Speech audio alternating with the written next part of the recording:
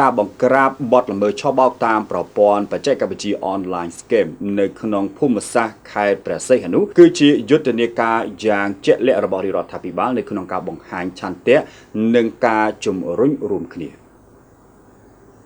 ឯកឧត្តមម៉ាងស៊ីណេតអភិបាលនៃគណៈអភិបាលខេត្តព្រះសីហនុបានអញ្ជើញដឹកនាំកិច្ចប្រជុំពិនិត្យវឌ្ឍនភាពបង្ក្រាបបទល្មើសឆបោកតាមប្រព័ន្ធបច្ចេកវិទ្យាឬហៅថា online scam នៅក្នុងភូមិសាស្ត្រខេត្តព្រះសីហនុដោយអនុវត្តតាមចរាចរណ៍03របស់រាជរដ្ឋាភិបាលកម្ពុជាហើយកិច្ចប្រជុំខាងលើនេះបានរៀបចំធ្វើឡើងនៅសាលប្រជុំសាលាខេត្តព្រះសីហនុនាព្រឹកថ្ងៃប្រហ័សទី11ខែមីនាឆ្នាំ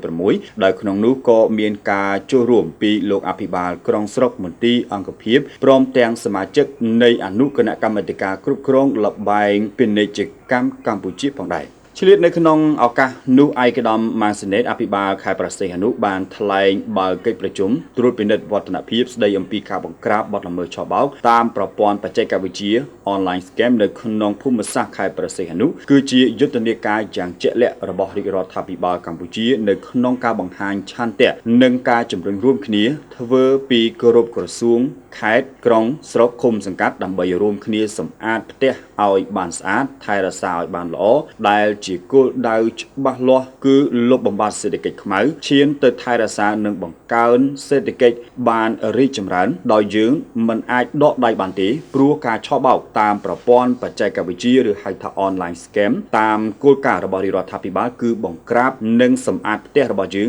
នៅក្នុងព្រះរាជាណាចក្រកម្ពុជាដោយឡែកខេត្តព្រះសីហនុជាមួយនឹងខេត្តមួយចំនួនក្នុងចំណោម25រាជធានីខេត្តហើយយើងត្រូវខិតខំបំពេញការងារនេះទាំងអស់គ្នារួមទាំងប្រជាពលរដ្ឋដែលពួកគាត់បានរាយការណ៍មកយើងសូមកងកម្លាំងរបស់យើងនិងអាជ្ញាធរដែនដីបន្តសកម្មភាពចុះផ្សព្វផ្សាយសារាចរណ៍លេខ03របស់រាជរដ្ឋាភិបាលជូនដល់បងប្អូនប្រជាពលរដ្ឋដែលជាម្ចាស់ព្រោះ online scam នេះបានផលប្រយោជន៍តែបុគ្គលម្នាក់តែប៉ុណ្ណោះហើយវាមិនបានផ្ដល់ផលប្រយោជន៍សម្រាប់សង្គមជាតិរបស់យើងនោះទេព្រមទាំងធ្វើឲ្យខូចកិត្តិយសរបស់កម្ពុជាថែមទៀតផងដូច្នេះយើងត្រូវរួមគ្នាសម្អាតផ្ទះរបស់យើងទន្ទឹមនឹងនោះឯកឧត្តមម៉ាងស៊ីណេតអភិបាលខេត្តព្រះសីហនុក៏បានស្នើដល់ប្រជាពលរដ្ឋសូមចូលរួមសហការនិងចូលរួមលើគោលការណ៍អនុវត្តដោយផ្ទាល់ក្នុងសកម្មភាពនិងការរួមចំណែកនៃការឆបោកតាមប្រព័ន្ធ online scam សូមមន្ទីរអង្គភាពនិងប្រជាពលរដ្ឋចូលរួមសហការនិងរាយការណ៍ពីបទល្មើសដែលកើតមានឡើងផ្ទាល់ដូច្នេះសូមប្រជាពលរដ្ឋចូលរួមចាប់អាជីពដែលត្រឹមត្រូវស្របទៅតាមច្បាប់កំណត់ជាមួយគ្នានោះឯកឧត្តមអភិបាលខេត្តក៏បានធ្វើការណែនាំឲ្យអភិបាលក្រុងស្រុកនិងក្រុងកំពង់សោមបន្តពិនិត្យវឌ្ឍនភាពនៃ online scam ក្នុងភូមិសាស្ត្ររបស់ខ្លួនបន្ថែមទៀតផងដែរសូមរំលឹកដែរថាយោងទៅតាមរបាយការណ៍របស់តំណាងគណៈកម្មាធិការគ្រប់គ្រងល្បែងពាណិជ្ជកម្មកម្ពុជាបានបញ្ជាក់ផងដែរថានៅក្នុងខេត្តព្រះសីហនុមានកាស៊ីណូដែលមានអាជ្ញាប័ណ្ណសរុបចំនួន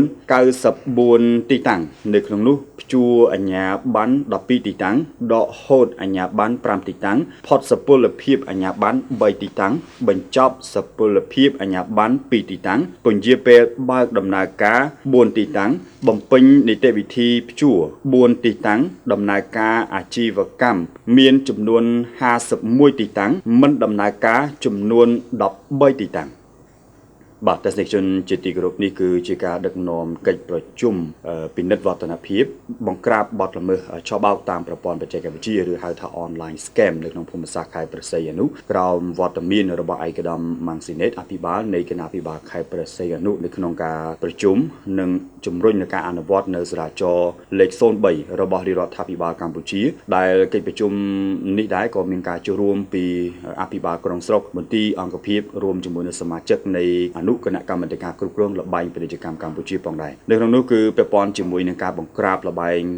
online scam នេះនៅក្នុងភូមិសាស្ត្រនៃខេត្តព្រះសីហនុគឺបានធ្វើយ៉ាងសស្រាក់សស្រាំមែនទែនដែលក្នុងការបង្ក្រាបទីតាំងសង្ស័យពាក់ព័ន្ធជាមួយនឹងបទល្មើស online scam នេះគឺជាយុទ្ធនាការមួយដែលតឹងរឹងឬក៏យ៉ាងជាក់លាក់បំផុតបាទរបស់រាជរដ្ឋាភិបាលនៅក្នុងការ